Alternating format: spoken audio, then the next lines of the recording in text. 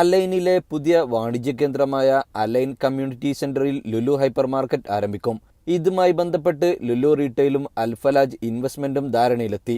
അബുദാബിയിൽ നടന്ന ചടങ്ങിൽ Lulu retail chief executive officer Saifee രുബാവാലയും Alfalaj investment managing director Hamdan Al ഖത്ബിയും ലുലു ചെയർമാൻ എം.എ. യൂസുഫലിയുടെ സാന്നിധ്യത്തിൽ ധാരണാപത്രത്തിൽ ഒപ്പുവെച്ചു.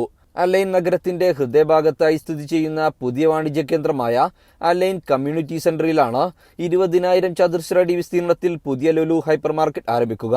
അലൈനിലെ പുതിയ പദ്ധതിക്കായി അൽഫലാജ് ഇൻവെസ്റ്റ്മെന്റുമായി സഹകരിക്കാൻ സാധിച്ചതിൽ സന്തോഷമുണ്ടെന്ന് ചെയർമാൻ എം.എ. യൂസുഫലി പറഞ്ഞു.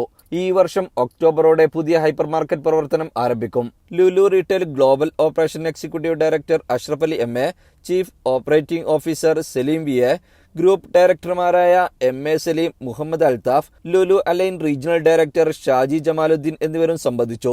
ജീവൻ ന്യൂസ്, ദുബൈ.